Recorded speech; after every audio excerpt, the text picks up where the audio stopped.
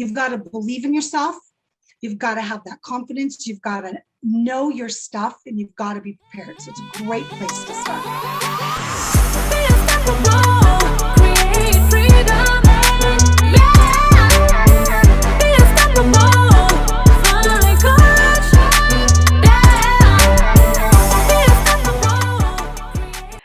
Hello, and welcome to another episode of the Unstoppable Woman podcast. I am super excited to have on the show today Galit Ventura-Rozen, a fabulous woman who, like me, teaches sales. So we are going to be digging in deep to the power of sales in this conversation. And she also has a huge breadth of experience in the commercial real estate world and coaches women herself and has an amazing body of work that she is going to be sharing and talking to us about today. So welcome to the show, Galit. Thank you, Amira.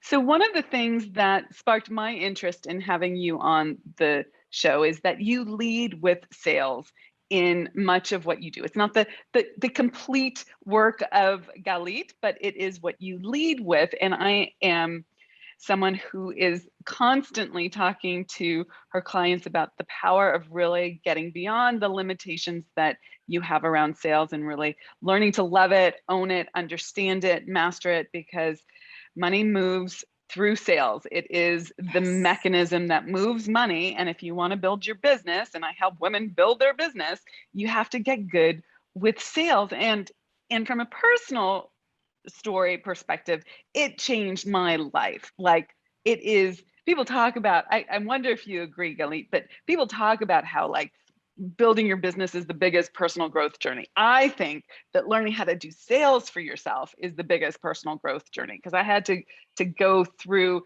so much transformation in order to become someone who actually looked at sales as service and started to love it and all of that. So let's start with that question. How did sales transform your life? It's quite interesting, starting at such a young age. When I started my first business at 21, 22, and all my friends were looking for jobs. And I was like, I don't want to work for somebody. I've got to figure out how to do this on my own. It seemed at the time to be real easy to get my real estate license. And sales is everything to do with real estate. I mean, it's just everything, especially in commercial real estate. So I think the way that it transformed my life is really understanding that if you're doing the work right, if you're building those relationships, if you're going through the proper steps, sales really is way easier than people make it to be, because so many people hear the word sales and then they immediately go to fear. Oh my gosh, I can't sell myself. I love what I do, but asking someone to pay me for it, oh no, how can I do that? So for me, it was that growth throughout the years, doing it for 25 years now. You kind of have to recognize I've got to grow with it. So for me, the transformation was truly the growth of recognizing it's not that conversation about sales, it's about everything that builds up to the sale, where the sale almost becomes a part of the conversation. Yeah, no, I love that. So do you remember way back when, 25 years at the get-go, were you someone who was afraid to ask for the sale, or did you never have that problem? So I will share that I think when I look back, one of the first things I sold was a $500,000 office building. And I think that and it was before I even bought my first house, if I was really honest with you. I bought my first house around 24 years old. And I remember looking back at that time, I was this young girl, and here I am trying to sell an office building to a businessman. And I had to recognize that, okay, all that stuff that was going on inside me, right? Amira, it's all that, oh my gosh, do I know what I'm talking about? Are they going to want to buy it? What am I doing? It builds up, but it's not really stuff that others on the outside can see.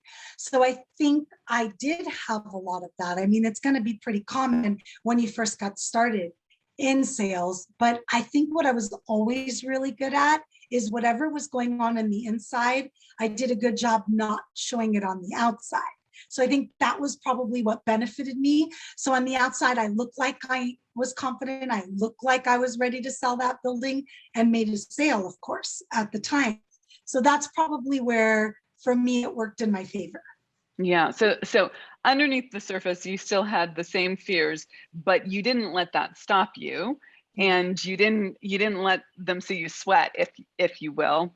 And now, what about that aspect that I think you were getting at, which is that part of being good at sales is being prepared, like knowing your stuff. And is there a particular strategy that you teach people in terms of preparation and understanding in order to be confident in that conversation? Absolutely. So my sales success method, and we each have our own, is the first thing that I share with my clients is, okay, we've got to make sure that you have the successful salesperson's mindset. And I'm sure you probably teach a lot of this too, Amira, where if you don't have that mindset to know, okay, I've got the knowledge, and let's break it down. I've got the knowledge, and if I don't, I did my homework. I always made sure I was prepared. I always made sure I did my homework. I always made sure I showed up with the most information I could. Now, that doesn't mean I always knew everything, but I never acted like I didn't know it. You know what? Let me go back and double check some of that information has changed, or let me give you the most updated information, but I never said I don't know. That to me was something I never had in my vocabulary till today. So I always start with the successful mindset of a salesperson. You've got to believe in yourself. You've got to have that confidence. You've got to know your stuff, and you've got to be prepared. So it's a great place to start. I love that. And one of the things that I'm seeing in that perspective, that mindset, and how you executed on it, like the actual things that you did, is that you actually did prepare. And Yes. one of the things that really counteracts a lack of confidence is preparation, like putting the time into really understanding what you're selling, like what the variables are, who the person you're talking to is, what like if you're just if you were selling a property, so you had to research all the comps in the property and all the various aspects, but also the people who were interested. Often people are selling a service rather than a thing like a property, and you have to research your competition. You have to research what the objections are. You have to research why someone might buy, why someone might not buy, right? You have to be confident in how you're speaking about your own product or service. So one of the things that I help people with is going through and role playing. Well, if they say this, what about this? You know, and instead of being a deer in the headlights and just walking into a conversation without using one of your greatest mental faculties, which is your imagination, like you can imagine all the questions that they might have, or you can work with someone who can help you imagine all the questions that they might have. But you do have this power in your imagination to sort of see what could come up and then prepare. And I think that builds so much confidence in the sales conversation. So were you doing that naturally at a young age, or was that something that you had to learn yourself? I absolutely had to learn it because I didn't have a teacher. I went to school, got my bachelor's in business management. They don't do a lot of sales training in college. They don't work a lot with you, teaching you how to be an entrepreneur. So a lot of it was through trial and error. I think what happened to me when I started, because I still have my commercial real estate business, but now I work with women privately, when I had to transition all of a sudden to selling myself, right, Amira? Totally different. That's where the transformation comes in. Yes. Just so you know, people. Oh my gosh, so true. When I had to sell myself, even though I was really selling myself too, because why work with me than somebody else, that in itself took its own trial and error, almost like I started over. It was so interesting for me because this was about 5 years ago. And I loved when I had my discovery calls. I remember one summer, Amira, I had 60 discovery calls in a matter of 3 months. That was the best life lesson I could have ever had. Having those conversations, talking to those people, learning about them, understanding what they wanted, what conversations worked, what didn't work. But knowing preparation still works the same when it comes to people, just like you said. Today with Google, check out their social medias, check out their websites, check out everything you can about them so you can have as much information as you can. I mean, of course, we even go a step further. We ask them through email before we even jump on a call. What are some of the goals you want to accomplish? What is it that you're looking for? That's also preparation. So it doesn't have to be all guessing. It could also be asking. Yeah. And it's not just preparation, but it's a very good strategy to help someone affirm that they're walking toward you.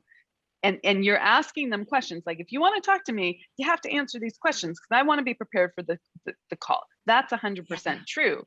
And when they answer those questions, as a matter of course, just in the act of asking those questions, they have, in some ways, it's not that they've bought your product or service yet, but they've stepped that much closer towards you saying, yes, I'm interested. Yes, I'm willing. And that's an important aspect of building rapport and building connection even before a sales conversation. On that note, is there more that you do? Like I have an educate to sell model, okay? Like there's a lot that I do in advance of someone being on a conversation with me or my team. Before they even have that conversation, they have learned a certain amount about me. And I want it that way. Like I want to make sure that I'm attracting the right clients for me and my team and my business and my community. Like it's super important to me that the right women are attracted to the Unstoppable Woman, right? And that the right women are not, they're not wrong women, they're right women who are not, right? And that the person who's coming into a consult with us and talking about scaling with us knows in advance the type of work that we're going to be doing together and wants that and is like a yes. It needs to be a confirmation conversation rather than a twist your arm conversation. So do you have yeah, you agree? Yeah, right? I love that. Especially, so what I learned in my process was when you first get started, you're just excited to get on the call with anybody. And you do, because what a great learning process, right? Hugely like I said, learning. That summer was 60 people. I would never do that again. And 3/4 of them were not even qualified or interested in some shape or form, but it was a great learning experience. So I'm thankful. But then what I do now is you've got almost a form to fill out that I receive with a lot of different questions. And it's really important to have them also, but as well as they'll get an email from me. Well, excuse me, I'd like to share with you a little bit more about what I do and my company. And here's some things that you can check out about me. So that way, like you said, I'm not spending time on the phone, even 5 minutes telling them about me. They already know. We're already done. The call is really just focused on listening. Like my second step to the sales success method is effective communication. And you've got to be a good listener. Something that really happens, and I always use this as a fun example, Amira, is the 80s car salesman, right? Mm-hmm. We're not that. We are in a different stage of mind. We're working with people that we really want to be able to help. How many times have we said no to someone or said you're not a fit for me? Not because they're not awesome, because they're just not ready, or it's just not a fit. It's okay to do that. But in that process, I'm doing more listening than speaking. That 30-minute call, it's all I'm doing is taking these mental notes. So I've done my homework. I've read about them. I learned about them. Now it's about asking the right questions to listen. And sometimes people think selling is about talking them into something. And I love the listening aspect. I went back to school when I was 38 and I got my master's degree in therapy. And I really thought I was supposed to be a therapist. Like I believed that was the second part of my life. Then as life happened, I was like, no, I'm supposed to take what I learned. Mm-hmm. And a big part of that is, what do therapists do? They do so much listening. It's true. One of the things that I have, we have a sales process that we teach. I call it, the 7 questions for 7-figure sales. I've also called it bad branding here. I understand that this is like a cray on my part, but like the namaste of sales, like we branded it on as 2 different things at 2 different times in my business. But the namaste of sales is a whole concept there. Like the God in me is helping the God in you. And we do this through helping people see how we can serve to help them solve their problems and serve more in their lives. But it's all the same process. And in that in that process that I teach at our sales intensives is this idea, like I have on the framework, shut up and listen. Like I use the word shut up to get people's attention, because so often you, as the expert in your business, you're 10 steps ahead of the person you're talking to. You've heard this challenge before because you are the expert. So you want to jump in, solve the problem, prove that you know what you're doing, answer all their questions even before they've asked the questions. And what you do is you end up in your, well, sometimes it's nervousness, but oftentimes it's a desire to show that you are an expert or help the person, that you alienate them because they haven't been listened to. And being heard in our society is such a rare experience for people. And they might not become your client just because you've listened, but you raise your ability to connect, and people need to feel that connection. They buy because of the emotion, and they back it up because of the logic. And you need both. You know, I'm not going to sell just on emotion, because I need people to be bought in to the steps that we're going to take you through in order to help you have your breakthrough, right? Like I need them all in on the logic side too. But I know that we make any decision in life, not just a buying decision. We make any decision in life based on how we feel. So is there something on that note, Galit, is there some way, in addition to listening, that you really connect with the people that you're engaged with in a sales conversation? Do you have any unique strategies that you want to share? And so sometimes I will take notes, and they really appreciate that because they see how much I'm listening. So I will share. I just want you to know I may take notes during, and I don't type them because that could get really annoying. I actually will bullet point 2, 3, 5 pieces of information because I won't interrupt them when they're talking. I'm really listening. So then when they're sharing what they want, and I'm also very important to be in control of the conversation. And let me explain what that means. People like to go on tangent. Some people are real storytellers, and the next thing you know, you've gotten nowhere and they've gotten nowhere. You're talking about their dogs and the weather, and the great aunt who just had a heart attack or something. So you just bring them back. And sometimes to do that, I'll say, look, you want to work with me as your coach, so I'm going to show you what I do. I will always bring you back to focus. So let's go back to this thing you said. And they appreciate that because they're already on the call with me. They've already been, in a sense, they learned about me, I learned about them, and they're ready. They're qualified to talk to me, right? Yeah. Because they're ready to talk to me. So I'll write down a few things and I will actually reiterate back to them. Well, what I'm hearing from you is what it sounds like you want. And I'll use statements like that where they'll say, and please, I'll say, please correct me if I'm wrong. So people love that because you're saying to them, I'm doing my best to listen to you and I'm doing my best to understand what you're saying, but I'm still human. And if I'm not getting it right, please tell me.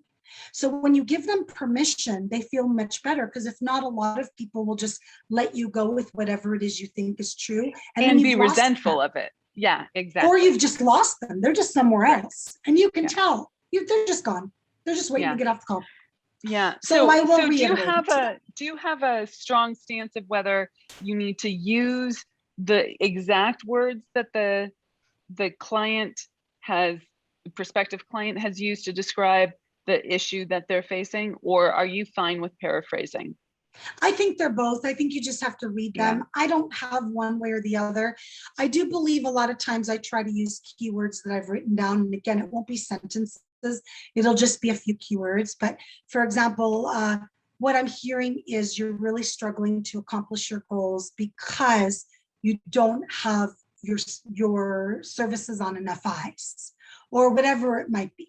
Yeah. So I just make sure to rephrase it as close as possible. And there are times where I'm wrong, Amira, where they'll be like, no, Galit, that's not what I'm looking for. And then I'll say, okay, could you please restate that for me? Because I want to make sure I really understand what is holding you back from getting to that 7-figure business that you want so much. And then they appreciate you because you're just quiet a lot. You're just quiet. And people sometimes get on a call that are trying to sell themselves and they get nervous and all they do is talk. The people on the other, on this, let's use this as an example, like a Zoom, that type of thing. They are not sure exactly what they need always. They do need that guidance. They do need you to, in a sense, guide them to where you want to go. But when they are heard and you then reply with what I'm hearing is this, and then I ask permission, would you like to learn more about how I help my clients do X, Y, and Z? I ask permission. Again, would you like to learn what it's like to work with me or what it entails? And so the permission is because it never fails. The second you get to money, everybody shuts down. So the goal is to talk about the money for the smallest period of time and talk about them and understand them for the largest. That's what's been successful for me. That at that point, they're basically saying to me, I'm ready. I'm ready. What do I need to do to work with you? And I'm going, okay. And as long as I feel like they are ready, and I won't tell them they're not, but as long as I feel like they are ready, then we'll go to that conversation. Yeah, no, I love that. I call it controlling the frame. Like if you you need to learn how to control the frame of the conversation without making the other person feel like you're manipulating them. And it shouldn't be a manipulation. It should just be, we're staying on target. Here's the structure of the call. And that you are understanding the process that is happening rather than it happening to you. So you don't want to be reactive. You want to be 10 steps ahead. And you want to have practiced this so many times, which is one of the beautiful things about your summer of 60 discovery calls, right? I have a slightly tangential story about that myself, nothing to do with sales. But there was a point, I don't know, 20, 30 years ago. How old am I? I'm 51. So it was in my late 20s, early 30s, where I was like, I'm going to date 100 men in 100 days and figure out who I like, because I'm just saying, like, I'm just like reactive and I'm dating all these guys that are, not up to snuff, if you know what I mean. And that was my own self-worth issue. But so I just said yes. And I went on 100 dates and I figure out how to be in conversation with people. And like my rules were like, I was never going to just say I had to wash my hair and lie that I wasn't going out on a second date, but I was going to be a genuine human being and figure out how to communicate well in these situations. But that I needed to have a lot of experience to understand what I liked and what I didn't like, and to get out of scarcity thinking, which is why I kept saying yes to these guys that were not really worth saying yes to, but I had a little pattern around that. And I think it's the same. Like, if you want to break free, do the thing, master it by doing quantity around it, and taking that scarcity thinking out of the picture. Like, if you have one sales call booked this week, you're going to have everything riding on that one sales call, right? But if you have 10 or 20 or even 5, you're going to be like, okay, this is just a conversation. I don't have that feeling that everything's riding on this one conversation. So that's the parallel. And I think it's really important when you start doing this on the regular that you look for the patterns, and then you can adjust what you're doing and quote unquote control the frame. Yeah. Well, one of the things that tended to help me throughout the process, because again, I went from selling properties to selling me, which is so different, is the more that this is not going to sound right, but I'm going to say it this way anyways, the more that I stopped caring about making the sale, the better the conversations went. Isn't that fabulous? And here's the thing, my nuance on that is you have to stop caring about making the sale, but you have to, one, still care about the person. That's kind of taken for granted, and obvious, but you have to still care about the structure of the conversation. Yes. Because what doesn't work is I'm gonna not be so attached. I call it being passionately detached. Okay. You want to be passionate about the person, you want to be passionate about the process, you want to be passionate about your business, but detached from this particular outcome. Your greater goal, be a little attached to that. But this particular outcome, don't have to be super attached to. Yes. But you have to be attached to the process, because otherwise, and ask me how I know, I learned this through experience, you don't do the right things in the sales conversation, and it just doesn't go well. And you have to own up to that. You need to do the right things in the sales conversation to make a sale. And there's a lot of latitude there, but there's some basic things that have to happen. And you learn over time that those things are super, super critical. So are there anything that you learned specifically around selling yourself, your own product or service, that you could identify as very different than when you were selling, even though you were selling yourself to sell the commercial property, there was this other thing that didn't feel like someone was going to be saying yes or no to you specifically? Can you talk about like one little thing that was really different about the sales process? I will tell you that one of the things I learned is it's about you valuing yourself first, versus that they're not going to know that your value is that if you don't believe it. And that's very common for people, because you are now selling the value of your expertise. And we are taught in society typically that why would somebody pay for that? And I'll never forget, Amira, when I first got started with the business coaching world, and I told one of my girlfriends that I was like, oh, I'm going to charge $500 an hour. This was a while ago. And she said, who would pay you for that? And it was so funny because the person that's supposed to support you couldn't even see the value. So one of the things that I learned in the sales process is the more that I recognized my value, the more I recognized my worth and what I could teach you, the more it came through in confidence in the call. And those women on the other side were like, oh, I got to work with Galit. But if I was, oh, well, this and that, and I wasn't confident, that never happened to me. I remember one of my first coaching clients, I had a sales coach at the time. I just got started. It was 5 years ago. And she was in shock. She's like, you were struggling to ask for this much, and you just got a check for $15,000 for 6 months to work with someone. Like, yeah, I don't know what happened. I got on the call, felt confident, and I sold myself. And the woman sent me a check the next day. She was old school. She's like, oh, can I send you a business check? Yeah, absolutely. So it's funny when you show up with the confidence and you know your value, then that person on the other line knows too. It's huge. There's so much in what you just said that I want to pull out for the audience. One, self-worth is so much. Like they've been listening to me. I talk about your self-image, your identity, owning yourself, self-worth. And this is such a great example of that. Okay. And it has a direct result in your bottom line. Okay. It's not just frou-frou, mumbo jumbo psychology or universal law, which is all of what I teach, right? It has a direct result in your bottom line. It cause and effect here. Okay. And then the second piece is that don't ask your best friend what you're worth. Okay. She's not your ideal client. Okay.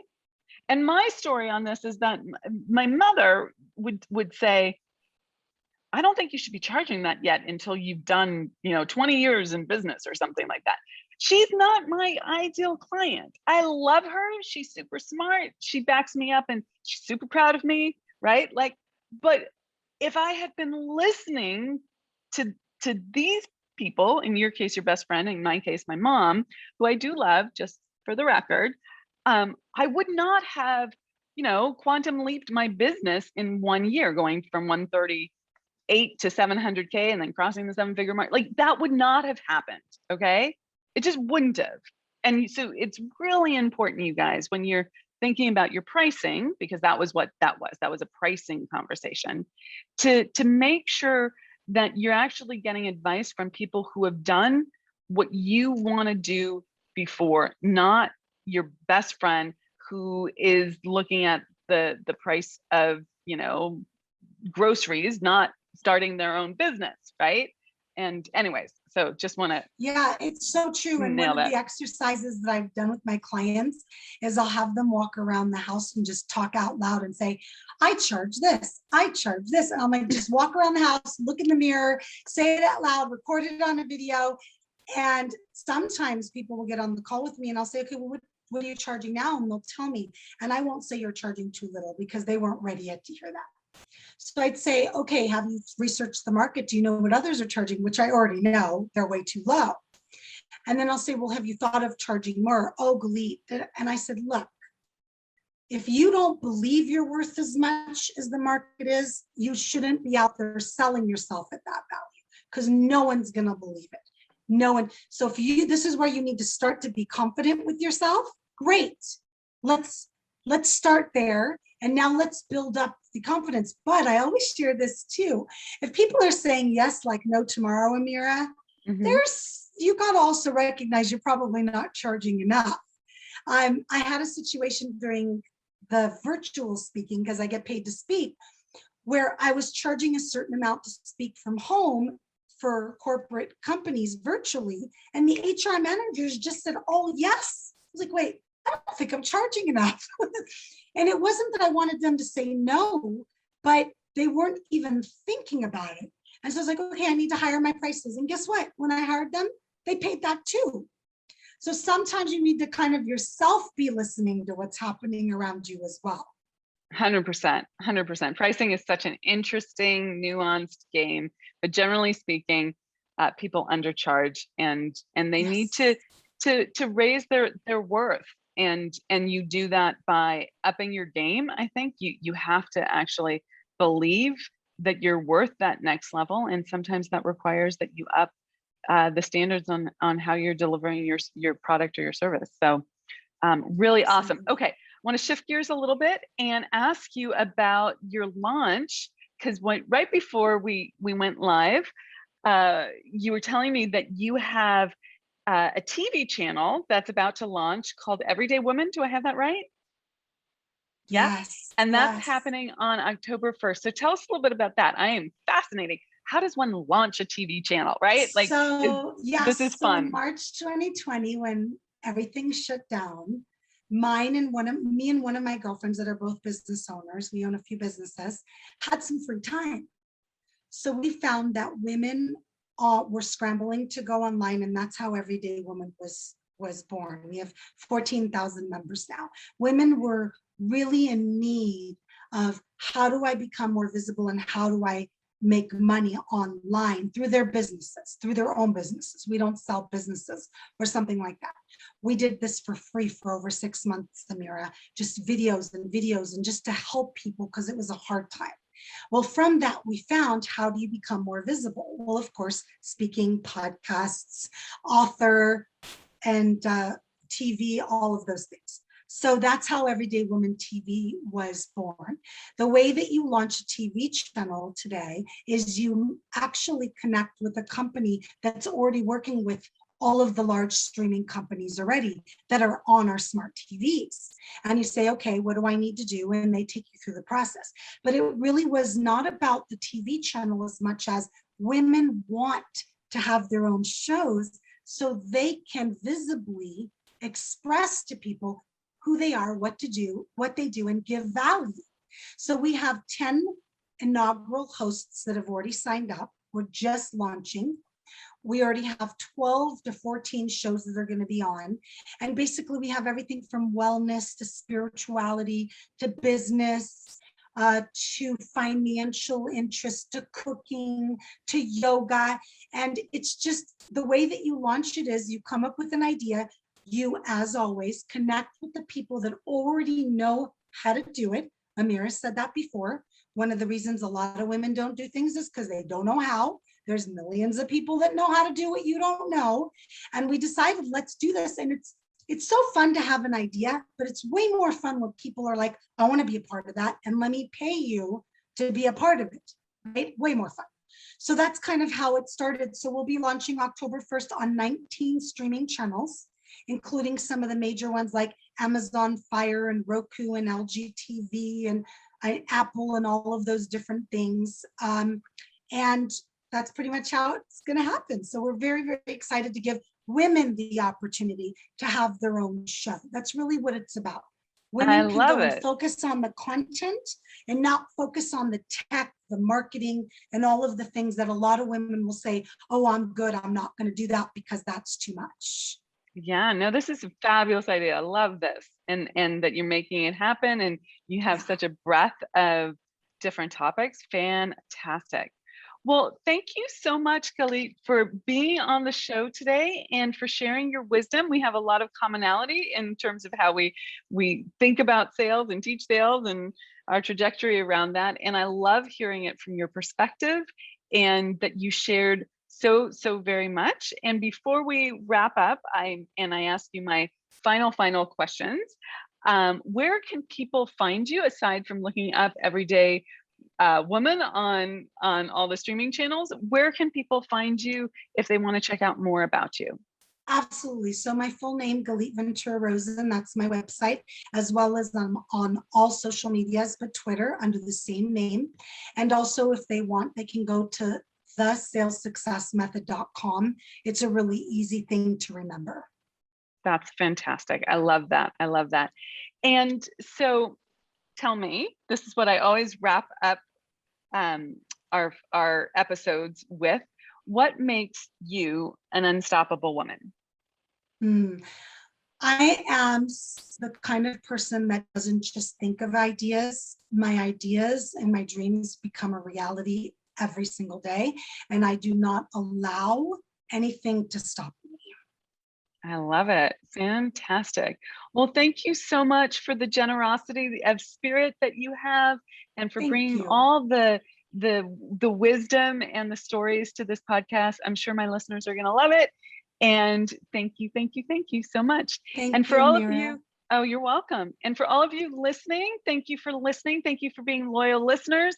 Please check out our past episodes and share this with your friends and colleagues. And if you're so inspired, please give us a review on iTunes. That always helps us get in front of more people and really get our message out to more women who are building their businesses and want to have their income breakthrough and really their life breakthrough as well.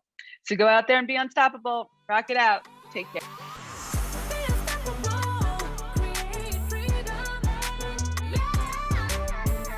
Hey there. I hope you thoroughly enjoyed that episode. If you're ready to take it to the next level and want to make your income breakthrough, then I am personally inviting you to join us at the Unstoppable Woman Income Breakthrough Summit. It is happening November 5th, 6th, and 7th.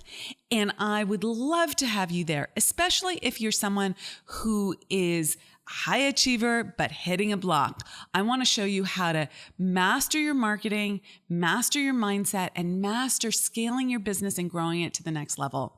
This is a 3-day immersive event. I will be the only one teaching you, and you'll get me for 3 full days. This is the place that people make their breakthrough, and I would hate for you to miss it, and I would love for you to be there. So please check it out at joinamiralive.com, and I'll see you there.